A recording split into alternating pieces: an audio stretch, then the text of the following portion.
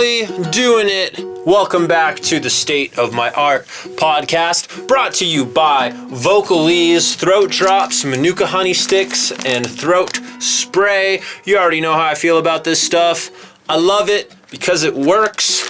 So if you want to get your very own Vocal Eze, head over to this link right here. I'll post it in the description as well, and you can get 15% off your Vocal Eze order. Today on episode 7, I have the chance to speak with frontman hailing from Charleston, West Virginia, Greg McGowan. He's the frontman of one of my favorite bands, Time and Distance. He plays in a few other bands as well and records many artists out of his new studio, Rose City Recording. So check them out on Instagram. Once again, that's Rose City Recording. He also makes some side coin as a sound guy and bartender at the Empty Glass, a venue that is very near and dear to my heart. Greg has pretty much been my big brother when it comes to production, frontman, songwriting. We've had similar goals, ideas, and paths from a young age, and even joined forces when possible. We've toured Europe together, the East Coast and Midwest a couple times, and we've played several shows in and around West Virginia. From 2015 to 2016, I filled in on lead guitar for Time and Distance,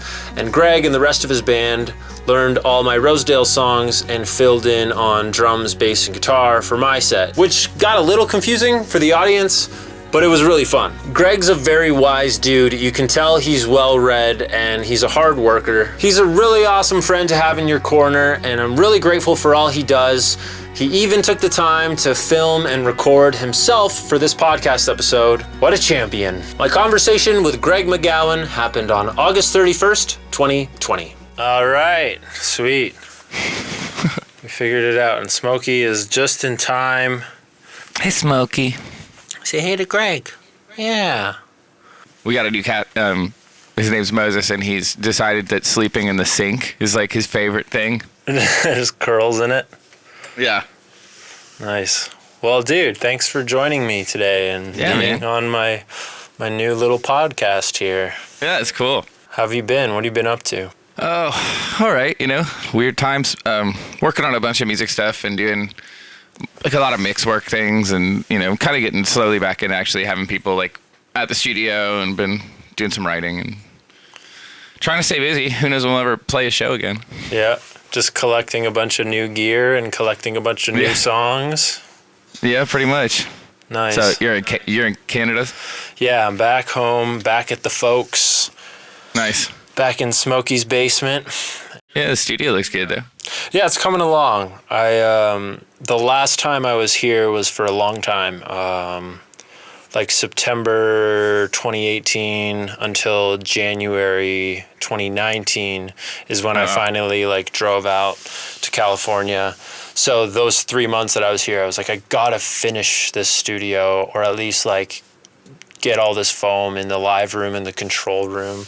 And it's helped a lot. It's like I'm finally understanding mixing. Yeah. I'm not great at it. Oh yeah, dude. It's funny too. If that foam is no laughing business either. It takes an unexpected amount of effort to get all that up. Totally. I was using little thumbtacks and these long metal rods to hold it into the glue, and it was it would take me an hour a piece just to glue it all up, and then I'm like, all right, I could only do 2 at a time because all the pins are holding it up. And these panels that I have behind me, I got that are but they come with these weird square mounting bracket things, and it's you have to measure, drill 4 holes, put the thing on right. It took so long. Yeah, those look awesome though. Yeah. Yeah, it's one of those actually just bought one of those Sweetwater the Prime Acoustic panel deals or whatever, and made some other ones, but I got lazy toward the end of building. Nice, man. No, it looks good.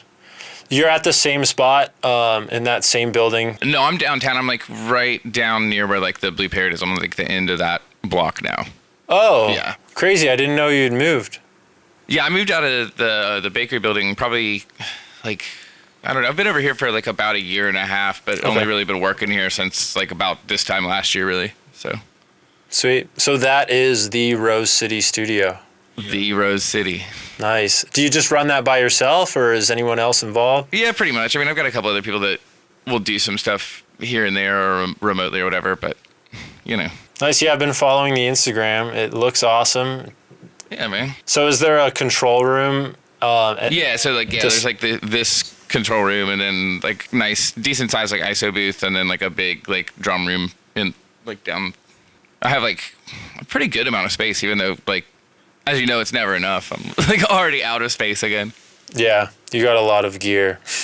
Yeah. I'm one to talk, but... Very, very tall, lots of gear. Very tall, lots of gear. The things that we hear all the time. Yeah. That's funny.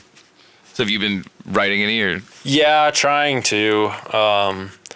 It comes in spurts. It comes when I have time.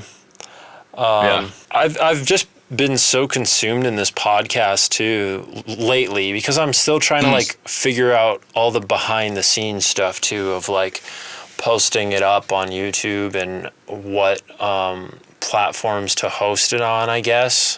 Like I just switched from Podbean to Anchor because I'd done a bunch of research and I was like, that's free. You get the same things pretty much, at least what I need. So a bunch of that it takes up so much time because I'm not good at that stuff. And it's like really exhausting to me because as soon as something goes wrong or like it's because I don't have up-to-date software, I just get super frustrated with it and don't want to do anything. But I've also been trying to like write every morning and, just like it ends up turning into like working on the same song or part for a long time. But I feel like that's what's gotten my best work. Like, especially with Rosedale. I mean, you know, I've gone through those songs with a comb to figure out like what exactly it takes to get it to sound the way I want. Whereas the last couple years, I've purposely like kind of ran away from that to just be like, all right, I'm just gonna record whatever I feel like recording at the time, whether it's my sound or something I would listen to or not. I feel like I could just play a piano ballad right now and write to it and it'll work. Like I'm trying to take a page out of your book where you just try and write as many songs in a day as you can, which is what the pros do. Like just keep it simple and try and dig for gold that way. I heard this thing. I was listening to, actually, I think it was the podcast that Jim Atkins from Jimmy World's been doing, like the past few frequencies. That's such really cool. But there was one with Chris from Dashboard, and he was talking about how he gives himself like 30 minutes to work on an idea, and like if it doesn't happen, then he's just like mad thinking about it all day till the next day when he can work on it like another 30 minutes. Yeah, or 10 minutes. I think he said too. He does a writing exercise where he does 10 minutes and he has to stop after 10 minutes. And move on to something else, and then. And then I heard on that same podcast, I don't remember the guy's name, but it was like a couple episodes. It was the one right after Tegan and Sarah. And he was like, I think it's David Bazan, but I haven't listened to that one yet. That one's really interesting because he talks about where was I going with it? I lose my train of thought on this podcast so often. What were they saying? He was saying the expression of write drunk, edit sober. And you don't have to be literally drunk. Oh, but, yeah, that makes sense. But just write really carelessly and don't think about whether it makes sense or not. And then the editor in you will look back on it later and be like, hey, you know what? That does make sense. Or if I change this word to that word, then it will make sense.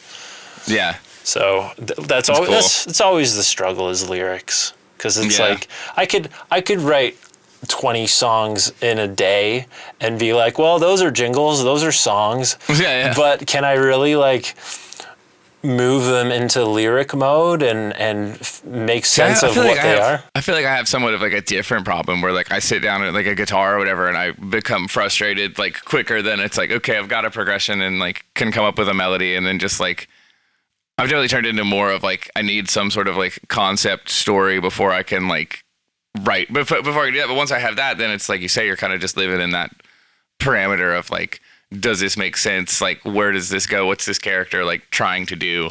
Like, or whatever, you know? Yeah. So you are after the subject matter before you even make the music. Somehow, well, yes and no. I mean, but it's like if I come up with like a guitar riff melody, like just like humming nonsense words kind of thing. Right. I kind of have to have that, something has to stick before I can really move it to like the next step. Totally. I've got a phone full of like minute and a half like cool melody song ideas, but without like the right thing to stick to it. It's just like lives on my phone. But then like the one that I'm like, ooh, but that's a cool song is like the one I'll actually go like do a demo of or something. Like for sure. It's funny that like we all relate on that these days when that's something that we didn't even really have 10 years ago. It's just like voice memos in our phone, or maybe 20 years ago. But they have that music memos app for iPhone. Really? That you can put like drums and bass stuff to, like it'll just like auto generate. And I was using it for a while, but then I switched phones and all the like I couldn't get the files out of that phone. Oh no! So I've like lost like a million ideas that, you know, whatever. You can always write more. Yeah, I was so concerned about that when I upgraded my phone. I was like, I need to get my voice memos onto my new phone because there's a bunch of things that I haven't even revisited yet. And then I did, and then I went one day I finally went through them all, and I was like, 95% of these suck. What am I talking about? Yeah, what was I thinking? Yeah, exactly. Totally. And then like, I guess I struggle with that sitting down with a guitar too, of being like, is this even cool? I've already done this before. Yeah, this sounds like this band, or that's like this. Yeah, I feel like we've been doing this for so long too that it's kind of a blessing and a curse because we can experiment more and accept more, but at the same time, we've already put out so much music that you're kind of like continuing to raise a bar for yourself that gets like harder and harder to achieve. Like you go crazy trying. Yeah, Ben Gibbard said that on the Jim Adkins podcast, and I was like, I was like, oh, that's so true. And for him, it's probably even worse. Like I thought I knew every Ben Gibbard song, but geez, that dude's catalog's insane. And where do you even go from there? Like, you kind of just have to accept, hey, this is almost the same as transatlanticism, or but whatever. But they kind of have that fan base too that probably like wants that from them too. You know, it's the same as like NoFX, where like, you know, like they don't walk into the rehearsal space and be like, guys, let's do something different. like. Yeah, I guess some bands do, some bands don't. Like some bands are purposefully going in there with like, let's not redo the last album or the other album. They're always trying to do something new, and very rarely am I on board with that. But sometimes I am. Like agree. When Under Oath goes for it, maybe the first listen or two, I'm like, I don't know if I can. Weird. I don't know if I can go with you there, Under Oath. But by like listen 3, I'm like, oh my God, can they do anything wrong? Everything it's always so good. Yeah, that new record's really great. Yeah, and like I've never disliked them, but I've never been like a huge fan. But then it's like they team up with Squire, and I'm like, okay, I'll listen. I'll see what this sounds like. That was Matt Squire? I didn't even know that. Yeah. It makes sense. But I was like, when I heard the single, I was like, oh, they're kind of almost going radio rock. I don't know if I'm down. And then I listened to that song a few more times, and I was like, whoa, this is actually super creative and different than anything they've already done, but still them. Yeah. How do they pull it off? Yeah. I guess that's what we're after, too. I mean, you're always jumping around different genres with, like, other artists, especially now. Yeah, and I really enjoy that. Like, I've found that, like, it sounds bad, but I have a lot more fun, like, being the obsessive guy over, like, somebody else's stuff than I do, like, trying to create, like, songs for myself, you know? Trying to express yourself, Yeah.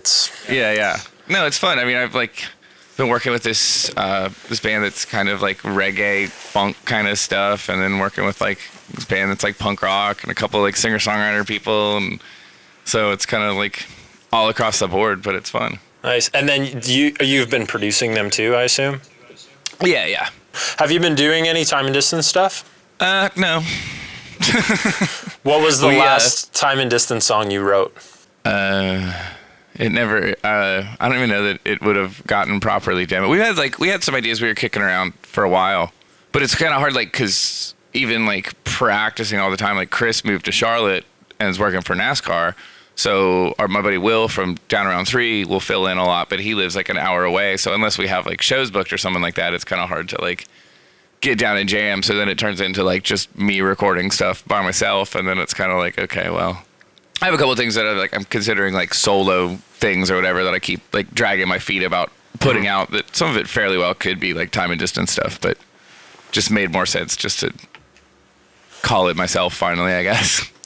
Yeah, especially when time and distance essentially is a band. It is your thing, but it's hard to be like, all right, guys, I know you've been away, but this is the new album. Yeah, exactly. So, I don't know. I mean, it'd be cool to do some more stuff. I've been talking to like some of my old the OG like lineup like dudes or whatever, and we've kind of kicked around the idea of like trying to write a couple songs and like see what it sounds like, see what would happen, you know, and like that'd be fun.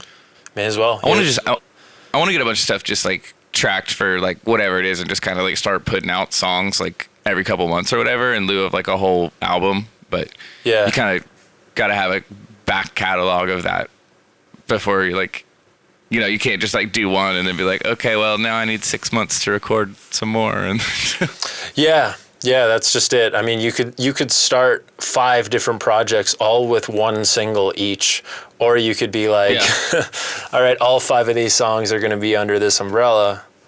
Yeah. Oh man. So what else are you doing? Because like from 7 p.m. on, Greg McGowan is a sound guy, but all the venues are closed. How's the Glass doing? It's doing okay. It's kind of weird. I mean, we're still not allowed to have shows and stuff. The bar's open. I've, been working some. And oh, nice. But yeah, like, I mean, it kind of went from like being like, oh, maybe by like, July we'll be able to have shows, and like, oh, maybe August, and now we're like, oh, maybe January. Like, Yeah. So it's definitely weird. I went to a wedding this past weekend, and like they had like a friend of ours like that was playing or whatever, and I was looking at my girlfriend and I was like, this is like the first like live music I've seen since March. Like, it was super weird. That is weird. Yeah. But I mean, I feel like it'll come back, and there's that optimistic part of me that thinks like maybe when shows do come back, people will be more like passionate about them and care, because they realize like when it goes away that there's a void. Yeah, you don't know what you got till it's gone, especially a place like the Empty Glass where it's like there's music there every night. Yeah. So you're still bartending there then too? Yeah. Nice. Yeah, I've been doing that. I've been playing drums a lot. So like, if anything, I've just been like sitting around the studio playing drums. Like, yeah. Nice. I bought a drum kit like right before quarantine, and just like kind of would come over for a couple hours like pretty much every day and just play. And then now I'm like, oh wow, I've got like better chops than I've like ever had as a drummer. But nice. Are you like diving into the YouTube world of learning chops that way too? Not really. I've watched like some stuff, but it's like those dudes are like all so much better than me. I'm like, I'm never gonna understand like most of it. So I'll just like play along with records and stuff, or like even like I think I have the thing now that I never like, both on like guitar and on drums, is like that. Is if like, oh, I can't do this thing, and then it's like, okay, we'll break it down really slowly and like work on it till you can, and then it's so. Yeah, we're at the point of being producers now where it's almost like we know what the drums do more than our hands can actually keep up and do them. Oh, absolutely. Which is like opposite of like maybe a kid learning how to drum. Is he's like he could probably pick up the technique pretty quick with all his myelin, but he or she, I should say. But but like the musicality is just knowledge. But I've been finding that the YouTube videos, when I just don't know how to like get better technique, because if I just start drumming to my favorite albums, I could break things down and learn them and break a sweat. But Yeah. my arms are flying. I'm elbow drumming. I'm just all bad technique. So I've been trying to I've been trying to like follow the crazy drummers and their beginner lessons. Like even Travis Barker has a really good crash course. Some of those tutorials of his I have watched, but even the same, I'm like, even when he puts like the sticking up on the screen, I'm like, I still don't get it, dude. Yeah. Yeah, I screenshot them and I was like, okay, so this is how drummers read theory. It's actually, it's literally just rhythm. Okay. Yeah. No, I've been trying, if anything, I've been trying to focus a lot on that whole like hit your cymbals soft and your drums hard kind of thing, just so like I have a better understanding whenever I'm yelling at kids about it in the studio. It's like, I feel better about yelling at them if I'm like, no, see, it's like this. I actually like kind of do it. Yeah, that syncopation. It's funny that actually ends up coming naturally because it's something that I never understood until I started recording bands and being like, oh man, like the cymbals are just, every time he hits the snare, the cymbals shoot through. And then like once, it was almost like I learned drums backwards that way where before I even started playing drums, I was like light on the cymbals, like actually learning technique. I was like light on the cymbals, light on the cymbals. And it saved me a lot of money too. I'm no longer breaking cymbals. Nice. You still have that same white kit? No, I ended up getting a PDP. Cool. Custom maple, I think it's called. Oh, is that the one with like the big like wood hoops? Concept maple, yeah. I think I looked at that same kit. Yeah, like I was doing this Vocal Eze gig where I was going around like talking to all the Guitar Center employees and managers about like why Vocal Eze is greater than all sort of thing. And so I'm in all these Guitar Centers and I keep seeing this kit for like $900, $950, and I'm like, that's a pretty good deal for a nice big old school looking basically DW kit. Yeah. And then one day my girlfriend was working at she works downtown Disney, and I was like just chilling all day while she was at work, went to Guitar Center, and I saw that same kit for like $550. So it might have been $580 used. Well, it wasn't used, it was just like I think someone bought it and returned it real quick. So cool. There was like a little scuff on the front kick skin. It's a 24 kick by like 13 rack tom, 16 floor. So yeah, I got that for a crazy good deal. And then I actually ended up buying the matching snare a couple months ago at Long and McQuaid here in Canada. And it's like the reverse. So it's the dark hoops but light finish, and then my kit is the light finish. Light finish, the opposite. Yeah. Yeah, that's cool. Yeah, it's a fun kit to play. It's just like, yeah, I'm pretty positive that that's the same kit my buddy has that I've recorded. It sounds great. Yeah, and then I ended up tracking a bunch of new stuff on it. About 4 of them are kind of in mixing now. Cool. Back with Steve Risen, the guy who does all my stuff. Yeah. And then I did another 10 songs that may or may not get used. I was just like, well, I got the kit set up. I may as well do them. Yeah. That's cool. That's just like you playing everything? Yeah, pretty much. Obviously, like the strings are MIDI programmed. A lot of it's, I guess, MIDI programmed now with all the arpeggiation and stuff that I've been trying out. Mm-hmm. But yeah, it just feels like an easier process than ever now that I know how to make a record from beginning to end. I'm just like finally knowing what tones going in I want and what parts I can get rid of, because you don't need 2 leads at once, you know. Like Rosedale often has. But they're fun sometimes. They are fun sometimes. But like I'm starting to realize like when things are getting distracting and overwhelming, because I think back to my original point of I tend to really dive in to songs that I think are keepers, maybe a little too much, is then I end up making too many parts, or I get too part attached. And and sometimes it's like that part that you think is awesome is like what's like not working or holding your whole thing back or something. Yeah. It's like this lead started the song. I can't get rid of this lead. Yeah. But it's like you have a good song if you get rid of that lead. Yeah. No, that's what I've definitely had to learn that like over time too, that sometimes your favorite part is not helping.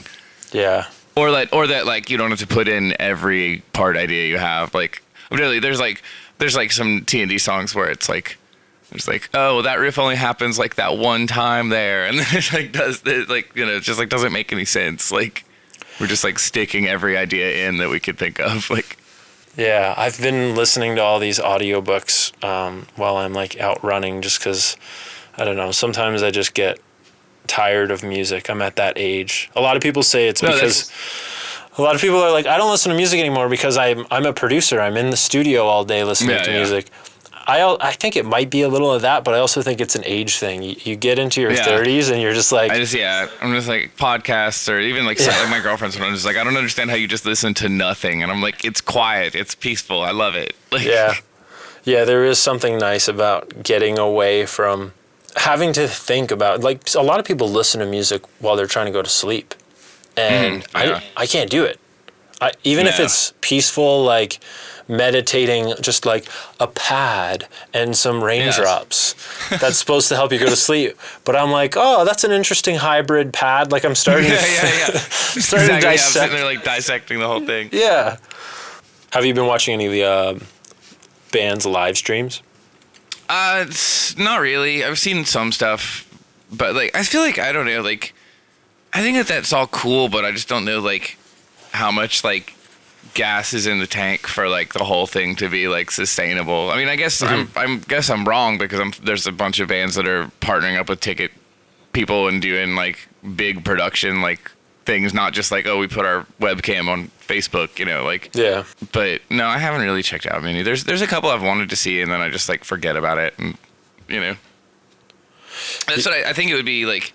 Because that thing, is it where you have to like literally watch it like live, or is it usually like rebroadcast, or do you know? That's my thing with it, is I'm pretty sure it is most of them, I'm sure, are hosted live and streaming live. Yeah. But still, something about the fact that there is a camera before and then a screen that you're hearing it and watching it through your phone or your computer. I feel like what is the difference between watching this as a rerun later? Yeah. And it's interesting that we don't think that way about sports, because sports are like the outcome of this game.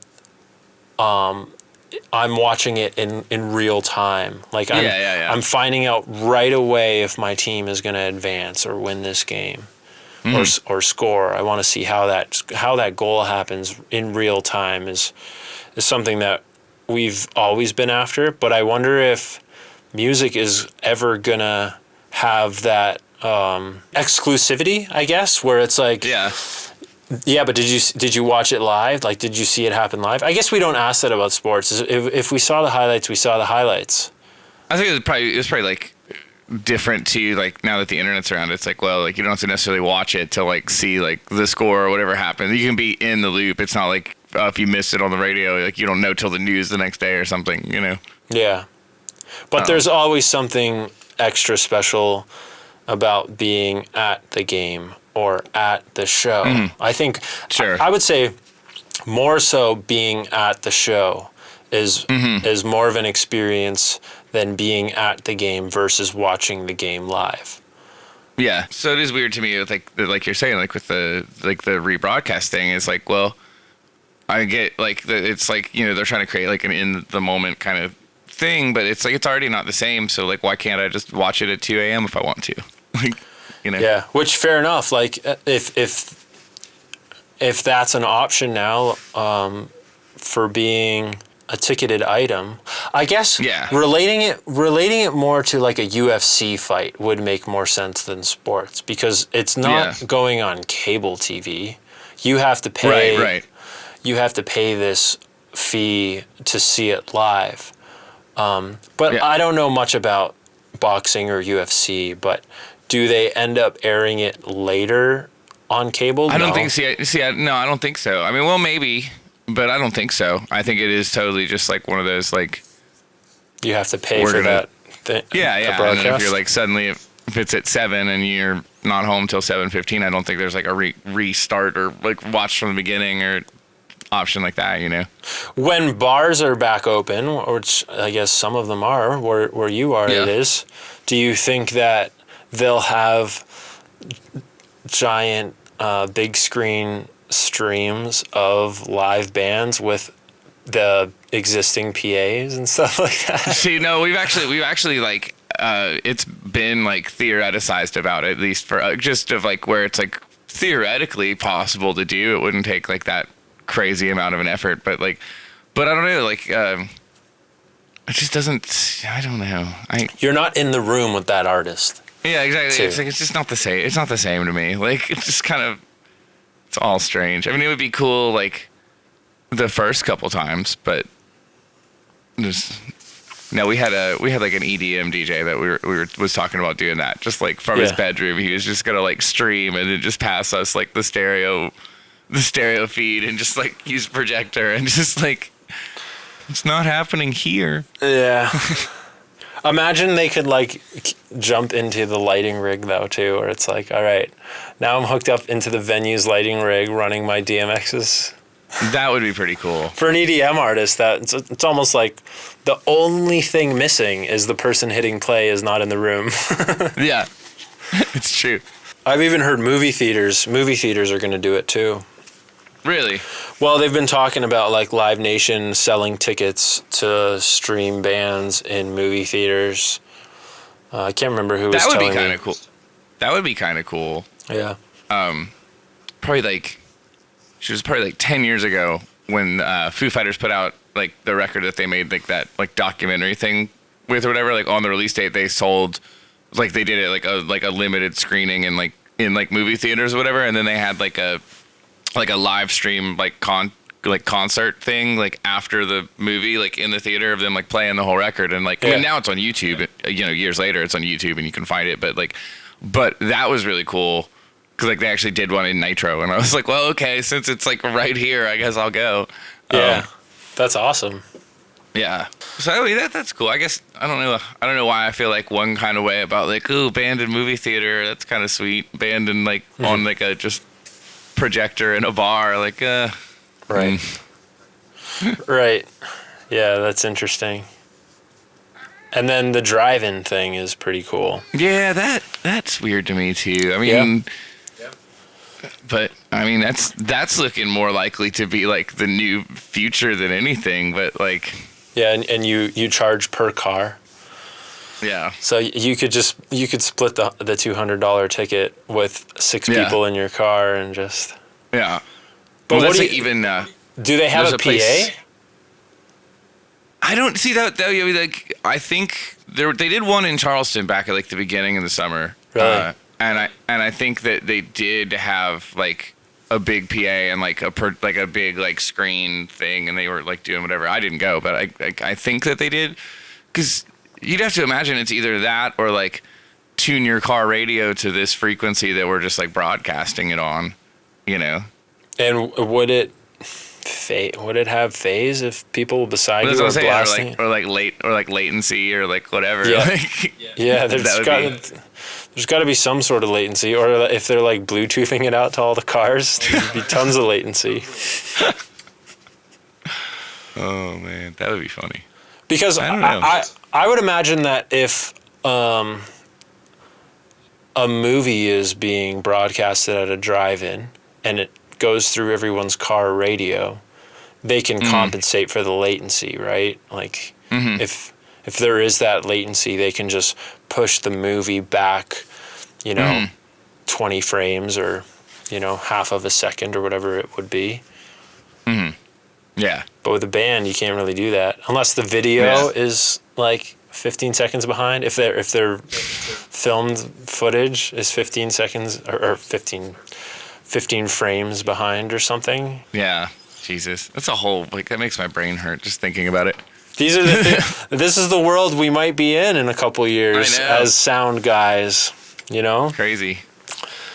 What if this gets worse? What if it, you know, this just becomes the new way that people are willing to accept music? Well, have you seen even like I've seen things in well, not even just Las Vegas, but like some places where like there'll be bands playing and like the singer's like behind like a giant, like one of those like church drum shields, but like the singer's just like behind a plexiglass like sheet. No way. Yeah, and it's like I don't know if that makes a difference or not. Like I really, guess because they tend to like they spit think it might as or whatever. Yeah. You sometimes see a little bit of spit coming out as. Yeah. Wow. Yeah. Interesting times, man. We all just became germaphobes, just like that. Oh yeah, just instantly. Instantly. Yeah. Who would have thought? Well, I think I remember somebody saying that, like, oh no, it's not global warming that's going to wipe out the human race. It's going to be a virus. Huh. And I remember hearing that like 10, 15 years ago, thinking like, whoa, what does this person know?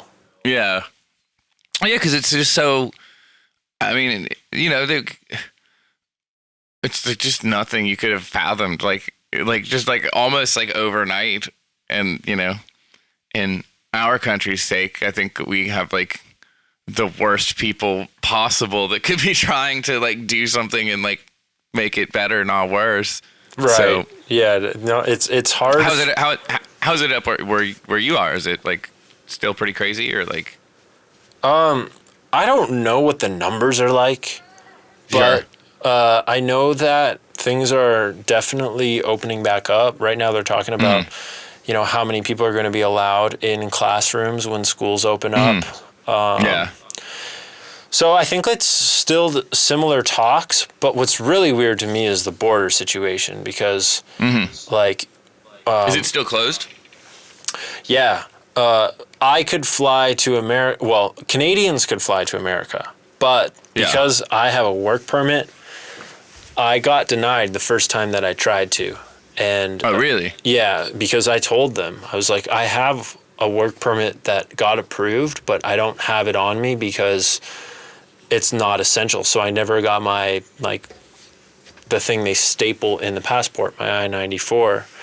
Yeah. And I just probably was tired and explained myself too much, but they thought, oh, something's fishy here. And I had a one-way ticket, so that's a red flag. Yeah. So they were like, you're trying to work or move here. So they started asking me all these questions, and they were like, they handed me a document saying you have to bring all this stuff to prove that you're not an illegal immigrant or trying to work down here. Which that's what I do every year is just get a work permit so that I could go do my thing.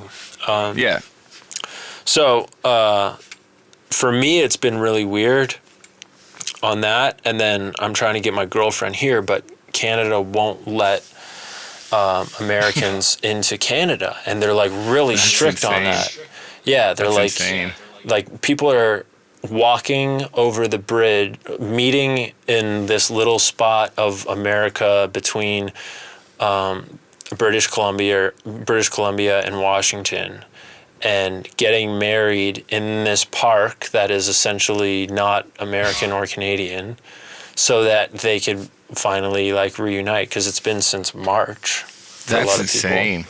Yeah, so for me, I'm like, I don't even know if I could go back to San Diego, and like Mainsail's trying to do a lot of these really awesome live streams with this company that we're working for called Gnarlywood. It's called Shredsville. They started this big live production, and I'm sending in bass tracks for them to play along to because I can't get back there. But I ended up flying back July 8th because I bought a round trip and I brought all of the documents they asked for. So they were like, okay, I guess you can go. But yeah, like, it's weird. A lot of the things that they are not allowing, and some things are okay. Yeah. it doesn't make sense in a lot of ways. But then, politicians are just trying to cover their asses and, not be guilty of a bunch of people dying. So yeah, right. There's not much we could do. That's pretty crazy though. Yeah. So you got denied and they just sent you back home. Like, sorry.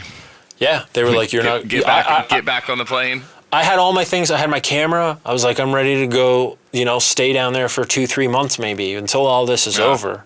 And then I'm going to come back, get my work permit, and drive back. Yeah. And, because in July I was thinking this should be over by August, hopefully. Right. Yeah. Hopefully. Each month I'm like, the border should open up next month. And it's like... Yeah.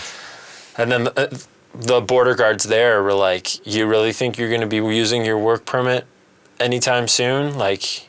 They were making it sound like you're not going to be able to drive down here till 2021 at least. Yeah. And that's when it like hit me like, it just whoa. like shook you, yeah. What were you doing in March when everything just like shut down? Just working at the glass? Yeah, honestly, I did a record for a dude from Alabama in January, and like that stretched into kind of like mixing and whatever and finishing up in February. And so that's what the craziest part about it all to me is like that we did like, like that we had like a 6 week, maybe not 6, maybe it was like 3 or 4 weeks of tracking, but like we had like, a few weeks of like working like every day and whatever, like right before like everything got crazy. And I remember even then just being like, oh, virus in China, whatever, it's not gonna like it was never even registered as like a possibility of a thing that was gonna like. And then so I was working on some other stuff for local friends and stuff, and that turned into one of my friends that played on the record for the dude from Alabama. I played a bunch of guitar on it. We were working on some stuff for his band, and then everything shut down, and we're like, well, like we just did a session like 2 days ago, and then like whatever. So he's like, I kind of want to work on some solo stuff, and so he got laid off from his job, and we just like kind of in the end part of March just like banged out a record for him in like a couple weeks, like real quick, just right at the beginning. And then I sat on my couch for 2 months like, and pretty much didn't do anything after that. So you guys had finished it before everything shut down? Well, the first one, but Jeremiah's record we did like right after everything shut down. Like he got laid off. He got laid off from work, and we were like, well, as long as like you feel fine and I feel fine, and we've already been around each other, because that was back in the age of like, oh, if you don't wash your groceries, you're gonna catch COVID or whatever, at the very beginning. So. No, I mean, West Virginia's numbers have been decent, like decently good. Like my parents are in Dallas, and like their county has like more than our whole state. Wow. So yeah, but still just weird. And I mean, even like, 2 months of all of downtown closed, just like every night leaving my studio, and it's just like darkness, like no cars anywhere, nothing's open. Like it's crazy. Yeah, we were in LA recording with Mainsail at the end of July, and it's almost like a ghost town other than all the homeless. The tents are still up, but the traffic is like, I've never seen LA look like this. It's just empty streets. We got from San Diego to Boyle Heights where we were recording like 50 minutes. Oh, wow. Just no traffic. And then we were staying downtown by the Staples Center, just whipping around, no one in our way. I think I saw that picture from somewhere or something on the internet of like just like all the freeways just like deserted in LA, and it was just like, this is wild. Yeah. Hopefully it all ends soon. I've been saying that pretty much every episode of this podcast. Yeah.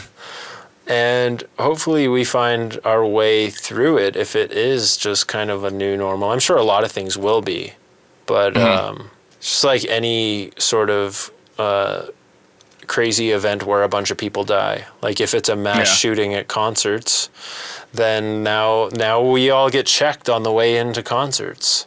Yeah, it's true. So maybe we're all, look, I can't remember who I said it to. Maybe our temperature is going to get checked before we're allowed to go see concerts. That makes sense, and I could see that at least for like a decent while. I mean, like I have some some other friends that play with this dude that I also know, but his name's Tyler Childers. He's from Kentucky, but West Virginia's like claimed him or whatever, and he's doing really well in like the country world. And they were on tour with Sturgill Simpson doing like an arena tour whenever all the stuff started going down, and it was just like one by one, like shows are canceled. Okay, we went home, and then their bass player's wife plays fiddle on some stuff for me sometimes, and so the last time she was in, she was saying that they're talking it might be like next April or May before they're even like thinking about trying to tour again. And I was like, that's insane. Like, they're probably pretty accurate. Yeah.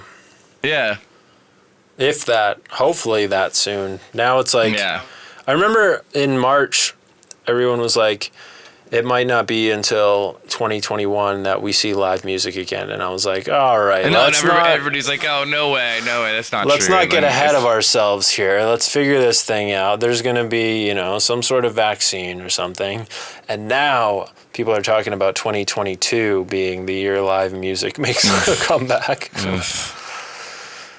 But see, and I don't know, man. Even with the vaccine thing, like, it weirds me out because, like, I don't want to be, like, in line to try like the first one that they come out with necessarily. Like, you know what I mean? Like, what if it's like the flu shot? What if it's like, the flu shot is you are given a little bit of the flu, right? Yeah, and I've never, since I've been in my adult life anyway, like I've never gotten a flu shot, and I typically don't get the flu. So it's like, why would I mess with it at this rate, Yeah. But it's just weird though, just strange to think about things like that. Of like, that shows like where our like whole world, I guess, is at in like a sort of way, because even though everything and everybody's like so interconnected, like it's been 5 months now, and there's still no way for them to like mass roll out to everybody in the entire world like a vaccine that's gonna work and is safe. Like, they're still like, even if they have the vaccine already, they've still got to figure out the mechanics of like, does this only work if everybody takes it?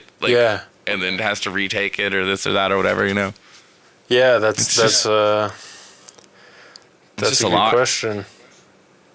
I don't know, man. I'm not a scientist. I just, I feel like people are starting to get used to having no lives or having no social life or whatever, which, is kind of nice, but there's... eventually it's going to kind of hit a wall of like we're not even human anymore in a lot of ways. Yeah. There's good parts of it too, and it's amazing that we're able to have a conversation, not only have a conversation in real time and watch each other in our studios hanging out, but we're able to broadcast it to a bunch of people to listen to while they're folding their laundry. Like, it's pretty crazy. Pretty awesome. Yeah. So, there's things to take advantage of in the technology realm of things, but like, I couldn't imagine, I guess I could imagine because of the border closing, but I couldn't imagine being single right now. And like, not even knowing if you can go out and meet a girl in a lot of these places, like California especially. Like in LA, you can't, because bars are still closed and stuff out there, right? Yeah. So I think they reopened in West Virginia. I think they reopened like at the end of May. Sounds right, I think. But it's still, we're still at like 50% capacity, and you have to wear masks and blah blah blah blah. But how do you drink out of a bottle? So like the rules are like when you enter, or if you're like walking around, you have to wear a mask. If you're like seated at a table or whatever, you can like take your mask off. So it really makes no sense. Yeah. So as soon as you get up to walk to go use the bathroom, it's like put your mask back on. Yeah. And so that's the new thing that staff gets to yell at people about, is that they have to wear masks. Yeah. No, that's what I mean about being like reasonable and comfortable. Is sure it's fine. It's fine for now. I'm not one of the mask haters out there by any means. Right. But at some point, we're gonna be like, wait, remember we didn't have to wear masks, and you see how me and everyone I know hasn't gotten this COVID thing for the 2 years that we've been doing this. Like, some things have to go back to normal. But it's hard to say right now. Everyone's also worried that like winter is going to make things worse too. So I don't know. I hate talking about it. Yeah, I know. But there's nothing else to talk about when like we can't even tour anymore. Imagine this happened while we were in Europe. Like, oh, that'd be insane. Like, just we get like stuck there. Hey, that actually might not have been too bad. Stuck in Germany and America's freaking out. We're just like, we're learning German and loving it. Drinking beer. I just opened a bratwurst shop. Yeah. No, we're doing fine. We're changing things. We're writing some German songs now. Yeah. So you haven't done any like remote tracking, like any of like that kind of thing, have you yet? Oh, you mean like Pro Tools collaboration? Yeah, well that or just like even like, so I did like just the very little bits, but on one of the records I was kind of like finishing up, like the singer had like a setup at his house, so I just like was on FaceTime with him and I was like, okay, yeah, you just track all the files and then just send them to me and then I'll like deal with it. And it was cool, it was interesting. And then I have a friend, I'll have to send you the link to it. I have a friend that's like beta testing this thing. There's still like a little bit of latency to it, but it's pretty close. But it's like where you can like join in and like I could be like mixing a song here and you get like the like lossless, like same quality file, like sound, like pretty much instantly. And we can like talk back and forth and like you can share screen and stuff like that. Like, yeah. It's pretty cool of like the remote tracking thing, but there's like kind of what he said about, you know, finding a way to like jam like with like no latency like in real time or whatever is like, it kind of is going to be somebody that has to like know how to write an algorithm to, you know, because your internet speed's different than my internet speed, and somewhere there's got to be something that can like meet it all in the middle to deliver it to everybody in somewhat real time. And I think we're close. I mean, I think it'll happen sooner than later. I think that'll come out and that whatever product that is will like change like all of everything. It's like, cool, now we can have band practice at our houses. Like, oh man, that's crazy. But yeah, like the episode of Passing Through Frequencies with Jim Atkins, with bringing it back there's the first one with Mark Hoppus, he was saying that they were recording, I think with John Feldman. He's in the creative thing. Using, he called it Pro Tools Collaborative or something. Or maybe that's Pro what Tools it is. Collaborate. And he explained it and it sounded so cool. But yeah, I've definitely like, I've been doing that sort of FaceTime collaboration with like teaching musicians parts. Cool. And I've done it with music video edits. My buddy Lee, shout out to Lee Zavitz. He's like a pretty popular YouTube camera, photography, videography guy. And he was editing my last video for Space Mountain, and I had all these notes of changes I wanted. And he was like, why don't we just hop on FaceTime and I'll open the document and show you and you can approve it on the spot while I was on tour. And I was like, that's cool. Sweet. And you know, seeing him run into the problems of trying to like edit 8K footage and like it crashing and stuff like that. It was like, yeah, it's actually kind of handy that we're able to do it this way. But no, I've never actually been like, actually Mainsail had to record a vocal track like that, where I was like walking the drummer through Pro Tools, which they were only able to do because we did all of the new Mainsail at 96, 2496, and I'd have the Persona Studio Live, which is fixed at 48. I don't know if you can change that, but I don't know. I was like, even if you guys were here, we wouldn't be able to record this backup that we have to re-record in my studio because I don't have an interface that can run 96. So they just quickly banged out 5 playlists, sent me the session, and then I comped and tuned it. And the whole time I was just thinking like, how amazing is this? We're getting production done in different countries, literally over FaceTime. Yeah. Do you notice any difference in 96? You know, I don't actually notice a difference. I don't either. I don't notice a difference from 44.1 to 48. There is like a very small, but it's like negligible. Like it's more like the high end to me on 48. But like, but I did a couple like just things like messing around at 96, and other than every file was 30 megs instead of 3. Right. I didn't notice any difference at all. Yeah. And my computer hated it, and I was like, yeah, this 48 works good for me. Yeah. The producer that we were working with was saying that he's gotten in trouble for sending 48 instead of 96. And because like some of the distribution companies, I think he even said Spotify wants 96. And I was like, that doesn't make sense, because Spotify, if anyone well, it wouldn't even be, after it's like a mastered thing, it wouldn't be 96 anymore anyway. That's what I'm saying. Yeah. I don't know if he made it sound like they were mastering at 96, which... Huh. Interesting. Yeah, I was like... Have you got any like cool gear lately? I actually have been trying to not buy any more gear, mostly because of the fact I have nowhere to put it. I have so much of the same... I mean, I have a lot of different avenues of gear, come to think of it. Right, yeah, you've got all the lights and stuff still too, right? So I don't like to go too deep in any one thing. I don't want to have, a bunch of different microphones that I end up only using 2.